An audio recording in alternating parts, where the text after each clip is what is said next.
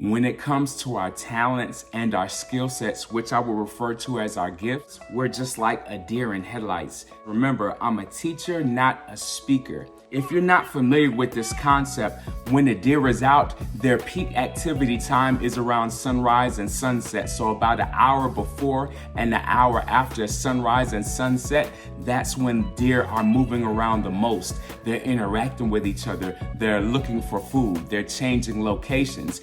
And the reason deer move so much around that time, if you were to examine the eyes of a deer, they have more rods than cones. And if you're not familiar with those components, humans also have rods and cones in their eyes. You see, rods, they have the ability to convert light energy into electrical energy, and it creates a signal that travels to the deer's brain, which allows them to see, to navigate, to understand space, and it also helps them to see extremely well when there's little to no light. Whereas cones help the deer when there is a lot of light, and it also helps them with seeing color. So a deer actually has a lot more rods than cones. That is the deer's gift. They have the ability to move and navigate in a space that a lot of animals can't. Some animals can't move around in the dark, and the deer is able to move around. So that is the deer's gift.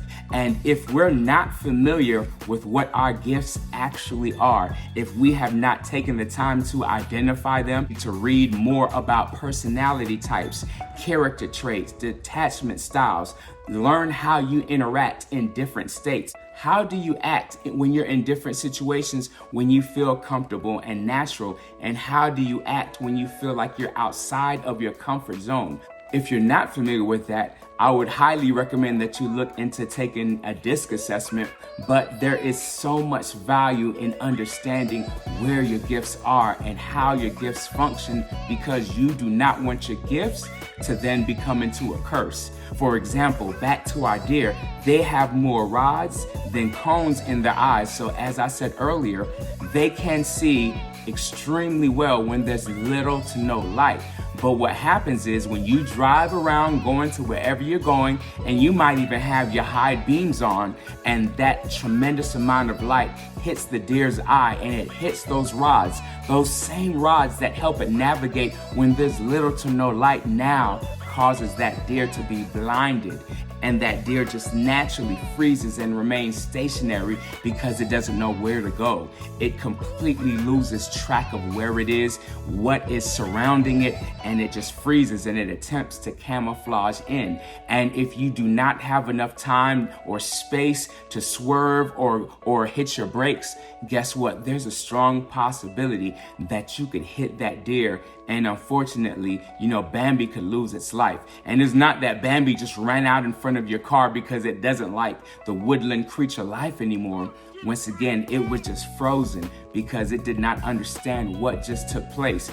Because a deer's active time, it peaks once again around sunrise and sunset. So the eyes of the deer are not prepared for high levels of light. What could be considered as the deer's gifts immediately becomes a curse. Take the time to research and understand, identify what your gifts are, what are your talents, what are your skill sets, because if you do not use them at the right time, in the right environment and location, that same gift that you have could then turn right into a curse. Remember, I'm a teacher, not a speaker, and I want you to have an amazing day.